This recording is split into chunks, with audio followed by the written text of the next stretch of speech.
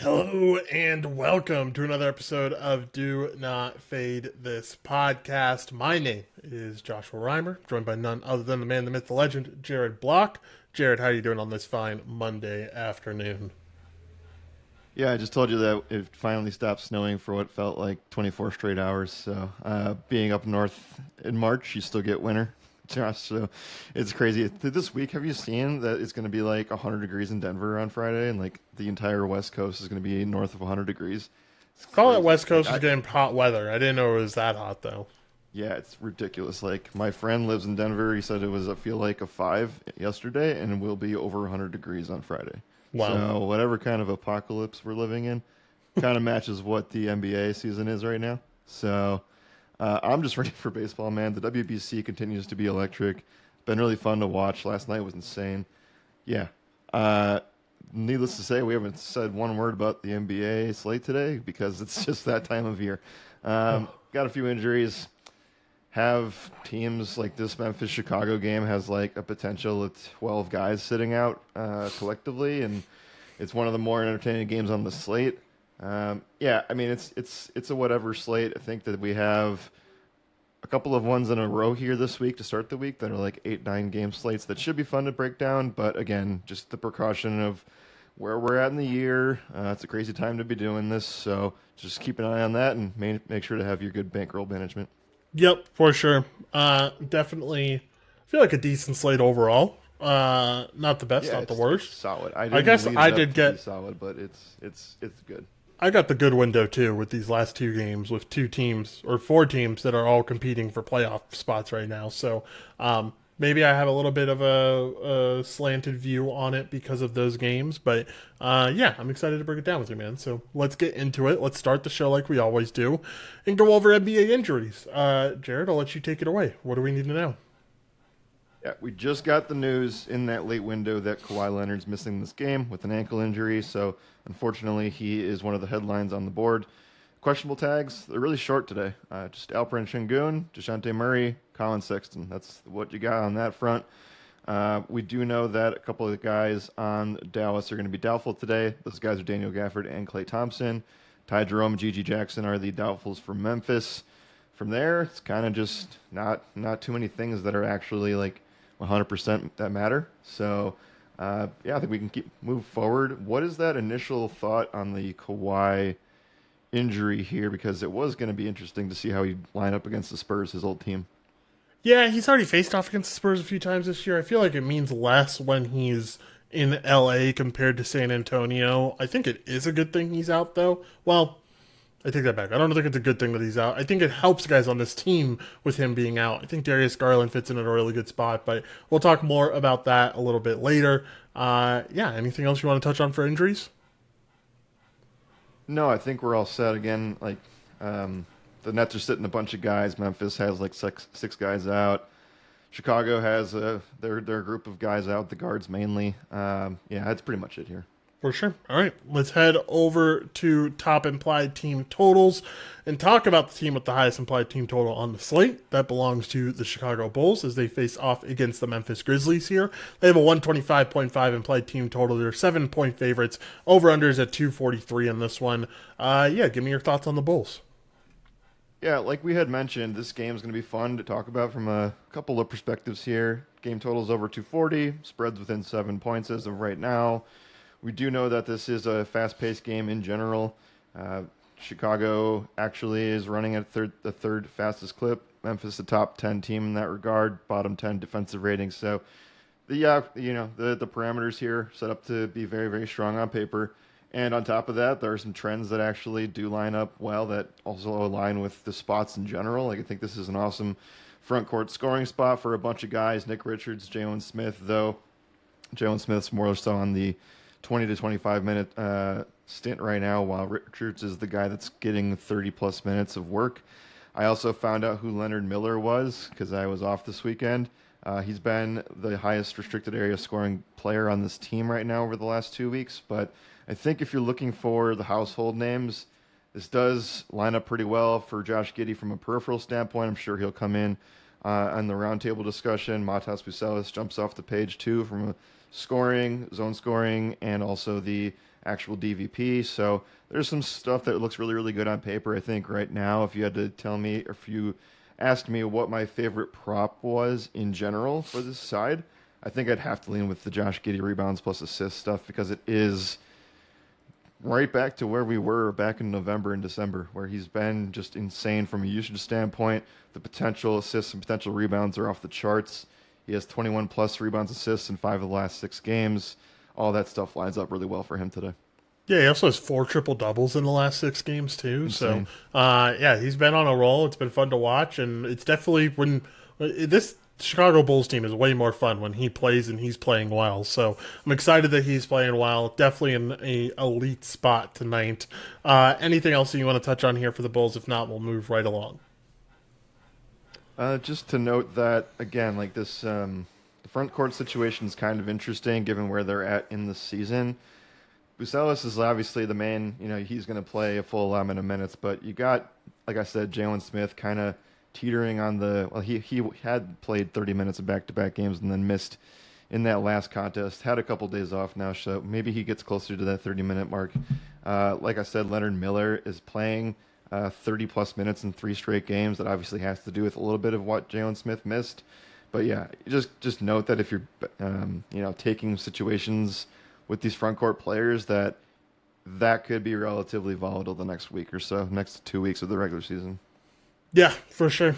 Can certainly get behind that. All right, let's move on to our next team, which is the New Orleans Pelicans. They have a 125 implied team total. They are 8.5-point favorites. Over-unders at 240.5. Give me your thoughts on the Pelicans as they face off against the Dallas Mavericks here. The first thing that jumped off the page to me is just like the preface of just saying everybody that starts is going to be in a great spot. That's kind of where you start the conversation. Again, it's another spot where the total is near 240.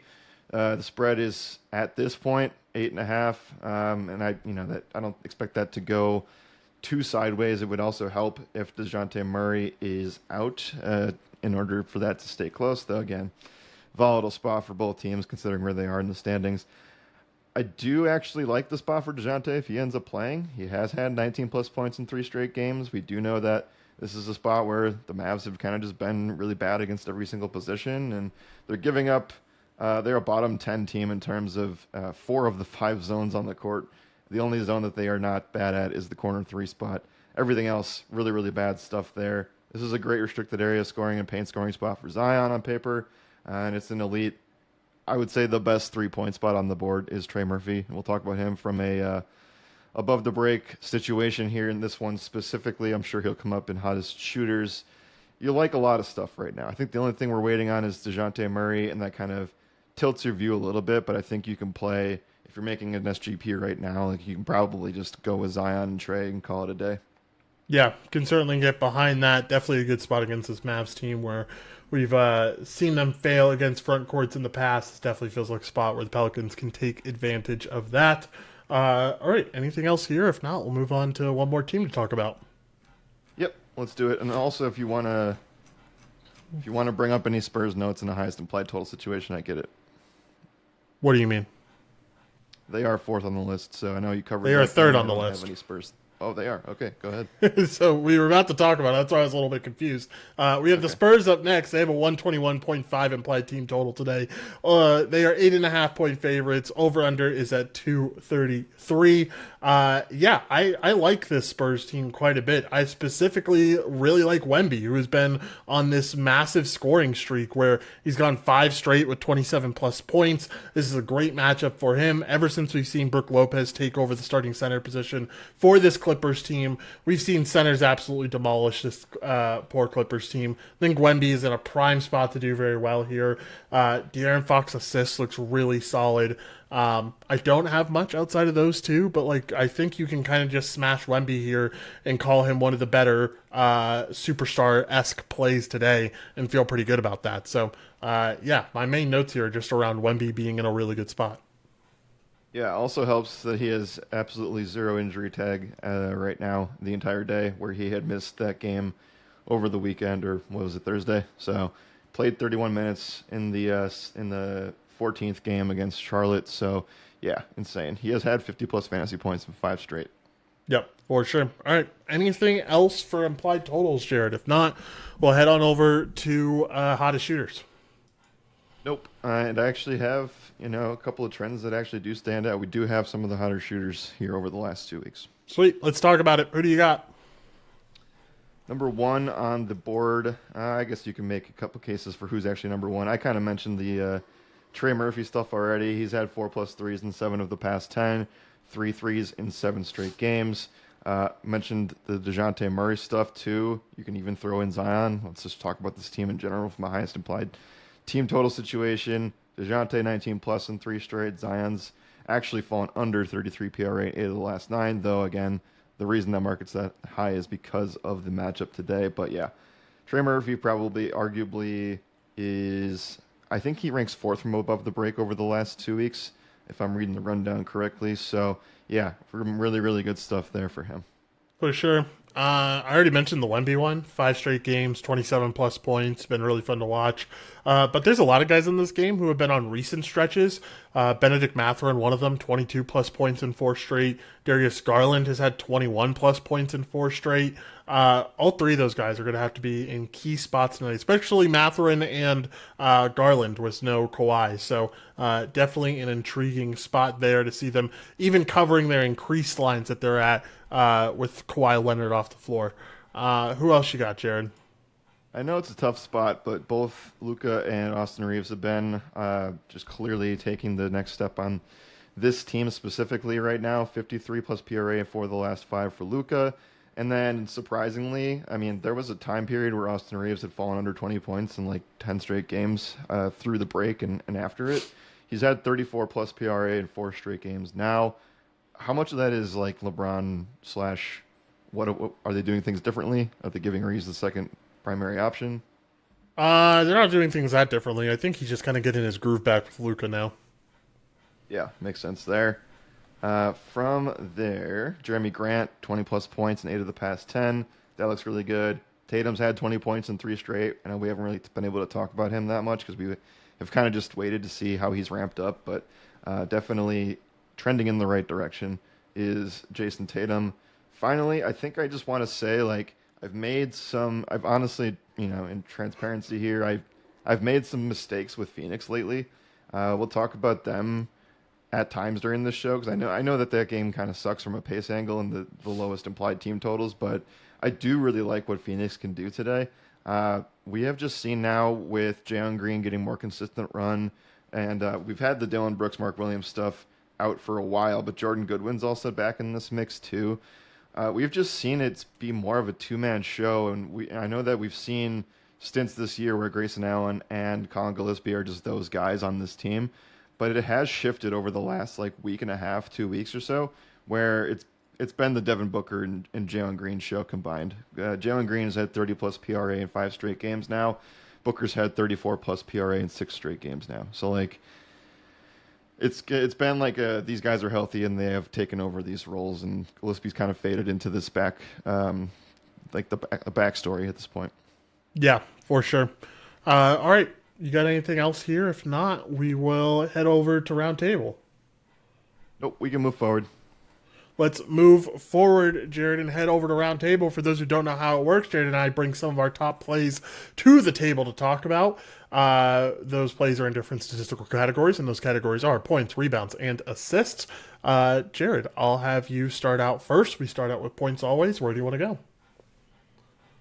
Yeah, where I'd like to start the conversation, I think, is what we can do with these Golden State Warriors frontcourt guys against Washington. Washington's been the worst team in the league all year to the center position, the second worst all year to the power forward position, but specifically since the All-Star break, essentially since the last week of February, they've allowed the most points to the power forward position and the center position over that last stretch. So who is that going to be today? Well, I think there's a couple of guys that you can name, and this is where the situation gets kind of muddy, and I might have to refer to you on how some of this Golden State went over the weekend. Kristaps has been playing 20 minutes a game in stints where it's not involved in a back-to-back situation. He can benefit from this spot. I think Draymond has actually kind of turned it on when playing from an entire all-around angle, though he hasn't played in the last 2 games. From there, Could we see those guys get more run if Quentin Post can't go? Like this is kind of a situation where we kind of have to nail this, and I think more importantly, like maybe Gui Santos just takes the cake from all of them, and he's had 15 plus points in 5 straight games. So I think you need to get that spot right. Yeah, I'm more tempted to say it's just the Brandon Podziemski show. At least that's what we saw over the weekend. Back-to-back games with 25 plus points has been really a big factor in the rebounding game. I like Podziemski a lot. I certainly think Gui and a lot of these other guys can do well here too. But Podziemski has just been on fire recently. Yep. And that was the team we did not talk about from an applied total standpoint. They are up on the list, and the matchup is glorious. So getting the right Golden State Warrior guy is going to be important today. Yep, for sure. I am going to go to this spot for Luka Doncic, who we kind of talked about briefly in the last segment about how he's been playing better recently. But he has had 31 plus points in 4 out of the last 5 games.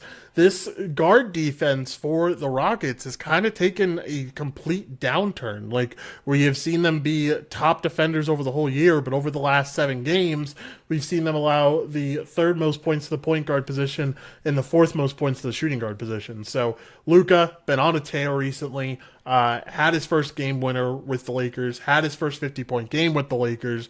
I think he continues that tear tonight. Yeah, I like the spot quite a bit there. I was going to look for rebounds for these Washington Wizards, but I will choose to stay away, even though the spot is pretty glorious. We've wanted to attack the rebound market against Golden State for some time now, but I think I'm going to end up passing on that today. What I will do is talk about the spot for Nick Claxton, who walks into a nice rebounding matchup. It's just something that second half of the year Portland has struggled with in terms of allowing rebounds to opposing centers. We just saw Claxton miss out on the game on March 14th. I know that he's been playing sometimes less than 25 minutes a game, but I think when we can project spreads to be a little bit closer for this team with all these guys out, Durant Sharp being one of them, he can get closer to that 28-minute mark, which I think he'll play today. So I do like the upside of double-digit rebounds, and you get it at some nice plus money today. Yeah, I could certainly get behind that. My rebounding play feels like a really tough rebound. At least at the late slate games, it was a really tough really tough spot to find a good rebounding play. I guess I'll just end up going with Jalen Smith here. Memphis has been allowing a ton of boards to the center position over the last 7 games and over the whole season, to be honest with you. This feels like a spot where Jalen Smith could end up coming through in a DVP spot. So I'll go with Jalen Smith here. Yep. On that same note, I also think that if you don't want to figure out the center stuff, though, I would lean with Smith being the priority there. You can just say Giddey qualifies here, too. That's true. That's a good point. All right. Assists, who do you got? Speaking of, I'm not going to give this rant on Giddey. We've already talked about him a lot. I think that's one of the top 3 plays of this card is Giddey RA, so I won't use him as my guy here, though. The spot is tremendous. I will probably just end up going to whoever ends up playing point guard for Memphis, or you could just say, like, if DeJounte Murray plays, maybe you look at him too, but let's just break this Memphis spot down, because I do think that, you know that John Morant's out, you know that Scottie Pippen's done for the year. You also know that Ty Jerome's doubtful, which puts us in a spot where, like, I do think it'll be between Javon Small and Cam Spencer. Where the minutes have been fluctuating is kind of frustrating, obviously. But I think that I'll end up going and getting I'll go with Javon Small. I do think that he has the upside to hit that 7 to 9 window. And I do think that let's take a look live here on what. So that would he be the guy that you lean on here, or would you rather go with the Spencer call? I'd probably rather go with Javon Small at the end of the day, but I don't know. Good luck. I think what we're in. Yeah. The problem is, like, this game is extremely good. So I think you go with Javon Small at the end of the day, but it's hard to judge any of these players when they're around that 20-minute mark. Understandable. And they're all getting a 20-minute mark. Yeah, I'd lean into the Javon Small stuff at the end of the day.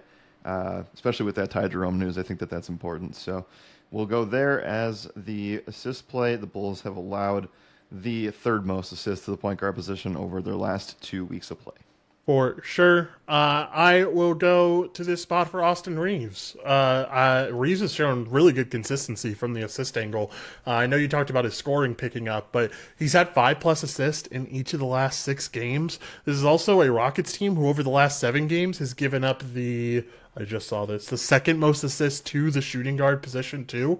Yeah, I really like this Reeves spot. We've seen consistency at this number, and the DVP lines up well. It's hard not to get behind over 4.5 assists for Austin Reeves there.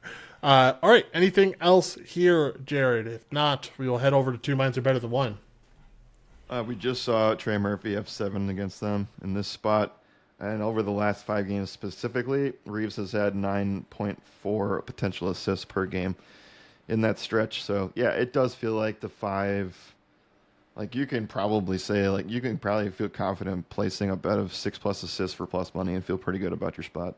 For sure. All right, let's head over to Two Minds Are Better Than One. For those who don't know how it works, Jared and I go back and forth, each of us selecting 2 player props each. We put those player props into a parlay with our goal of the parlay to have plus 100 to plus 150 odds. Jared, I'll let you go first. Where do you want to go? Yeah, the no-brainer play is just going to be playing the Josh Giddey stuff. On top of that, you kind of already mentioned the triple-double stuff, but we have to also mention that he's hit 4 threes in 3 straight games. So, like, I feel pretty good about the overall spot for Giddey, and I think the ceiling is pretty tremendous here. So, PRA, whatever market makes sense, and you can ladder him today from a multitude of angles. Sure. Let's go 35 plus PRA for Giddey there. I'm going to go to this Wemby spot that I really like, and we're going to go with 20 plus points for Wemby. All right. We'll also go to Trey Murphy and get some of this New Orleans exposure. Before we do that, can you just confirm that we can with the DeJounte news? Uh, yes, you can. Okay. We'll go Trey Murphy threes, and we'll take that probably at 3. 2 is fine too. Let's go with 2, just because it puts us at good odds there. And I'm going to go with Luka threes. We talked about it, been incredibly consistent, 4+ threes in 5 straight games for Luka. And while this isn't a great 3-point making spot against the Rockets, he's kind of just one of those unguardable guys. He's averaging 14.1 points off above the break threes over the last 30 days, Jared. That's effing insane. That's pretty crazy numbers. We'll go with 2+ here for Luka Doncic. So altogether, we have Giddey for 35 plus PRA, Wemby for 20 plus points, Murphy for 2+ threes, and Doncic for 2+ threes. Altogether, get you at plus 112, Jared. All right, not too shabby. Maybe one of our quickest shows of the season, Jared. Let's get out of here. Give me your final thoughts. Yeah, I do think that this slate. I don't think I said it in the beginning of the show because I was kind of just, at this time of year we're just looking forward to other things, right? But at the end of the day, this slate is very strong from a variety of angles. Like we didn't talk about some of these other games, but I liked the Phoenix spot. Like I think that. There's actually a clear pathway to Phoenix covering, so it's one of my favorite spread plays of the day, and that's provided in the rundown. So peep that if you are a member. I think the Golden State spot's really, really nice against a bad defense. I think the Memphis-Chicago game is extremely enticing for fantasy purposes. No Kawhi opens up some value for the LA Clippers. So you got a lot on the card, and then obviously New Orleans. Just watch out for the DeJounte Murray news. That spot in general is amazing. So you have some really nice stuff that we can get behind on paper, whereas not all Monday shows do. Feel pretty confident about all that stuff today. So it looks like our big board will be relatively easy comparative to some of the slates we had last week. Yeah, certainly will be. All right. You got anything else? If not, we can end the show there, man. Yep. We on Friday we didn't podcast, but we posted our first of 6 preview shows for the MLB season. We covered the AL Central. That's already out on YouTube as well as any of the streaming platforms that you have listened to. We just dropped the NL Central one today, and we'll drop a few more in a couple of days. Big announcement on Wednesday regarding the actual MLB season specials that we're running. We are very, very close to the regular season starting, just around 10 days before that first Netflix game. And yeah, I'm really excited about what we're doing here and can't wait to tell you guys in a few days. Yeah, very excited. If you've been wondering why we come in here and we say we've already been recording for an hour or 2 hours or whatever we say, it's because we've been doing those MLB preview podcasts, and they've been a lot of fun. They were truly a good time, and had a lot of fun talking through the divisions with Jared, and excited for those to go up as they do. All right, man, let's get out of here. Thank y'all for listening. As always, my name is Joshua Reimer, and we will see y'all tomorrow.